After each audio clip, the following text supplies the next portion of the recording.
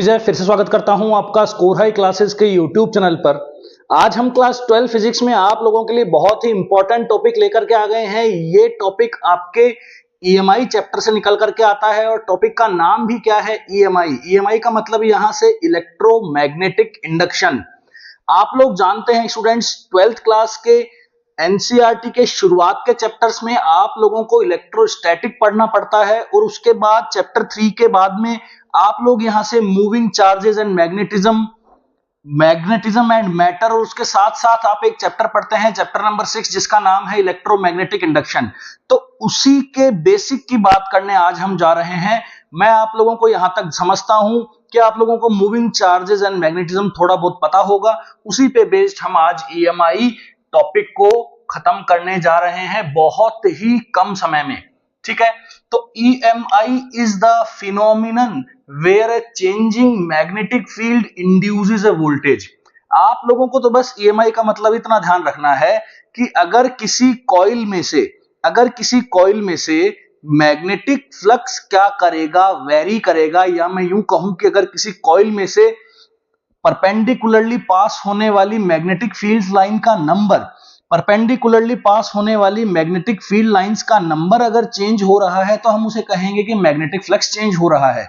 क्योंकि magnetic flux होता क्या है, number of magnetic field lines passing perpendicularly through any closed loop. अगर किसी क्लोज्ड लूप या किसी क्लोज सरफेस या किसी एरिया में से, पर्टिकुलर किसी एरिया में से अगर नंबर ऑफ फील्ड लाइंस, पास करने वाली नंबर ऑफ फील्ड लाइंस क्या हो रही हैं, चेंज हो रही हैं, या फिर मैं यूं कहूं कि जो फ्लक्स है वही क्या कर रहा है, वेरी कर रहा है, तो हमें यहां से एक वोल्टेज मिलेगा। उस वोल्टेज को बोला जाएगा इंड्यूस्ड वोल्टेज। इंड्यूस्ड वोल्टेज का मतलब यह है कि जब जब फ्लक्स वेरी करेगा तब तक वो वोल्टेज इंड्यूस्ड रहेगा या फिर वो वोल्टेज वहां रहेगा। लेकिन जैसे ही अगर फ्लक्स ने वेरी करना बंद कर दिया, number of field line passing perpendicularly through a close surface अगर वेरी करना बंद कर देता है तो वोल्टेज भी यहां से डाउन हो जाएगा और धीरे धीरे वो क्या हो जाएगा, जीरो हो जाएगा। क्लियर है? तो पहली लाइन बड़ी ही आसान है। ईएमआई क्या है? एक फिनोमिनन है where changing magnetic field induces a voltage. जहां पे एक चेंजिंग मैग्नेटिक फील्ड क्या करेगी, वोल्टेज को क्या करेगी, इंड्यूस करेगी इन ए नियर बाय कंडक्टर, किसी भी नियर बाय कंडक्टर में। तो यहां से फैराडे आते हैं और फैराडे ने यहां से कुछ नियम दिए। फैराडे ने 2 नियम दिए।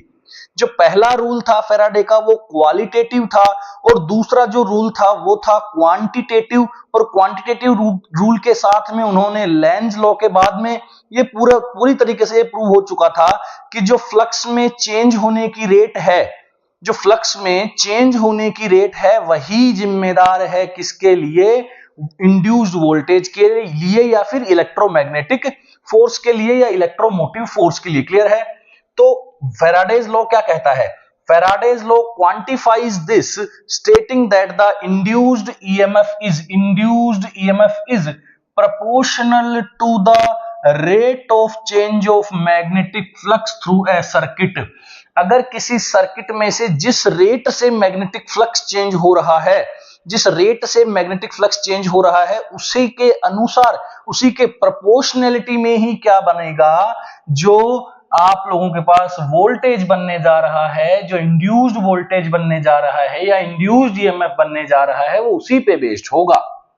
Essentially a changing magnetic field, इसका मतलब ये हुआ कि एक चेंजिंग मैग्नेटिक फील्ड क्रिएट कर सकती है एक इलेक्ट्रिक फील्ड को। मतलब ये हुआ कि जो चेंजिंग मैग्नेटिक फील्ड है वो इलेक्ट्रिक फील्ड को क्रिएट कर सकती है, जो कि एक ड्राइव करेगा करंट इन ए लूप, और उस करंट को क्या बोला जाएगा, इंड्यूस्ड करंट बोला जाएगा। क्लियर है? यहां तक समझ में आया आप लोगों को कि एक्चुअली ईएमआई है क्या, और ईएमआई को दिखाने के लिए, ईएमआई को एक्सप्रेस करने के लिए किस साइंटिस्ट ने क्या कहा। क्लियर? अब यहां से जब भी बोला गया तो फैराडे के सेकंड लॉ में यह बोला गया कि जो इंड्यूस्ड ईएमएफ होगा वो minus of D phi by D T होगा। वैसे तो मॉडुलस लगा सकते हैं कि modulus D phi by D T, लेकिन यहां पे जो माइनस लगा हुआ है स्टूडेंट्स, उसका यहां से क्या मतलब है, उसका मतलब समझाया लेंज लॉ ने। लेंज लॉ ने यह कहा कि अगर आप यहां से फ्लक्स को चेंज करेंगे, किसी भी कॉइल के अलोंग अगर आप फ्लक्स को चेंज करेंगे तो फ्लक्स के जो चेंज होने की रेट है उसी के अकॉर्डिंग ईएमएफ जनरेट होगा। लेकिन जो ईएमएफ जनरेट होगा वो उस मैग्नेटिक फील्ड को कम करेगा। क्लियर है? जो ईएमएफ जनरेट होगा वो उस मैग्नेटिक फील्ड को क्या करेगा? कम करेगा। मतलब उसको क्या करेगा? ओपोज करेगा। मतलब अगर बढ़ता हुआ फ्लक्स बन रहा है, अगर फ्लक्स बढ़ता जा रहा है, फ्लक्स चेंज हो रहा है, जैसे मान लो ये दो लाइनें इस क्लोज लूप में से ये दो लाइनें मैग्नेटिक फील्ड लाइंस क्रॉस हो रही थी, थोड़ी देर के बाद में 4 मैग्नेटिक फील्ड लाइन, थोड़ी देर के बाद में 16 मैग्नेटिक फील्ड लाइंस क्रॉस होने लगी। इसका मतलब जो d बाई dt है वो क्या है? पॉजिटिव है। पॉजिटिव का मतलब क्या हुआ? वो बढ़ते हुए रेट में है, तो यहां से ऐसा ईएमएफ जनरेट होगा, ऐसा इंड्यूस्ड ईएमएफ जनरेट होगा जो उसी को क्या करेगा? अपोज करेगा, जिससे उसकी क्या हुई है?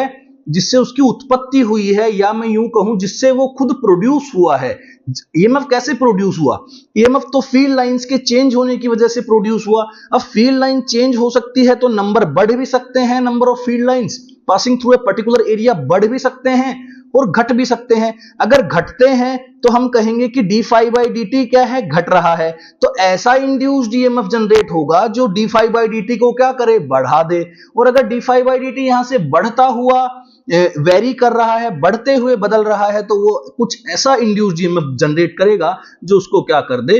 अपोज कर दे, उसको क्या कर दे? डिक्रीज कर दे। तो लेंज लॉ बताता हूं, the direction of induced current, the direction of induced current is such that its magnetic field opposes the change in magnetic flux that produced it।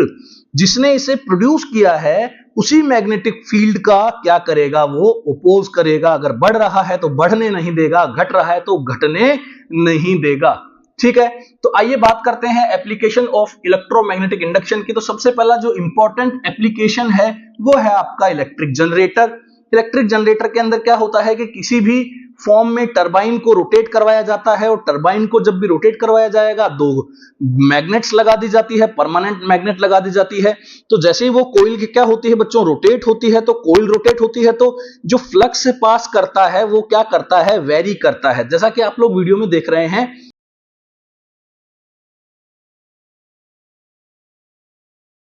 ऐसा होता है। ठीक है, अब हम बात करते हैं यहां से ट्रांसफार्मर की। अब देखो ट्रांसफार्मर क्या होता है? ट्रांसफार्मर क्या करता है? एसी वोल्टेज को स्टेप अप कर लेता है या फिर स्टेप डाउन कर देता है। अगर यहां पे नंबर ऑफ टर्न्स हम ज्यादा रखेंगे और इधर में नंबर ऑफ टर्न्स कम रखेंगे तो स्टेप डाउन हो जाएगा। यहां नंबर ऑफ टर्न्स कम किया और आउटपुट में नंबर ऑफ टर्न्स ज्यादा रखेंगे तो वो स्टेप अप हो जाएगा। क्लियर है? आप लोग वीडियो में देख रहे हैं,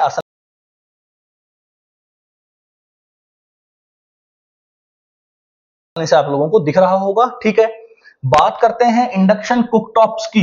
इंडक्शन कुकटॉप्स के अंदर क्या होता है बच्चों? ये क्या करते हैं? डायरेक्टली जो इंड्यूस्ड करंट है उससे हीट प्रोवाइड करते हैं। उनका जो सरफेस एरिया होता है वो हीट नहीं लेता है, वो कांटेक्ट की वजह से डायरेक्ट क्या कर देते हैं? यहां से हीट ट्रांसफर कर देते हैं।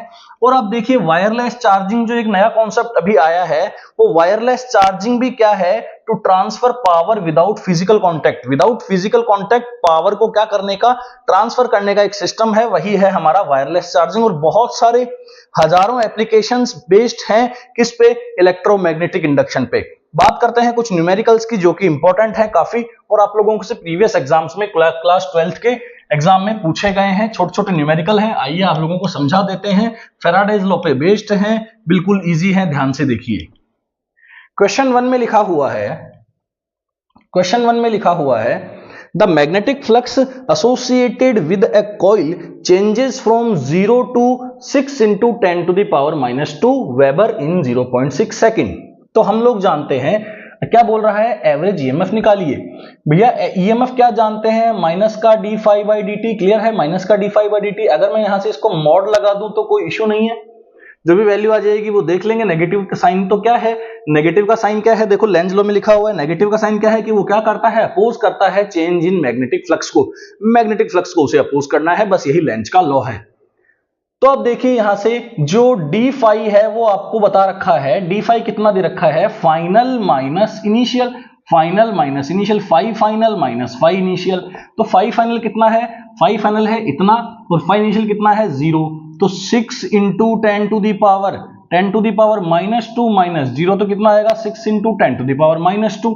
अच्छा डेल्टा टी मतलब dt कितना दे रखा है आपको, चेंज इन टाइम कितना है 0.6 सेकंड, 0.6 सेकंड, क्लियर है। तो यहां से ईएमएफ निकालेंगे डेल्टा फाई बाय dt, तो 6 into 10 to the power -2 upon कितना हो जाएगा 0.6। तो एक काम करते हैं, इसको 10 से इंटू, इसको 10 से इंटू, तो यहां से 10 से इंटू बनने से क्या बन जाएगा 6 से 6 क्या हो जाएगा कैंसिल आउट, तो 10 टू दी पावर क्या आ जाएगा -1 मतलब 0.1 वोल्ट, क्लियर है।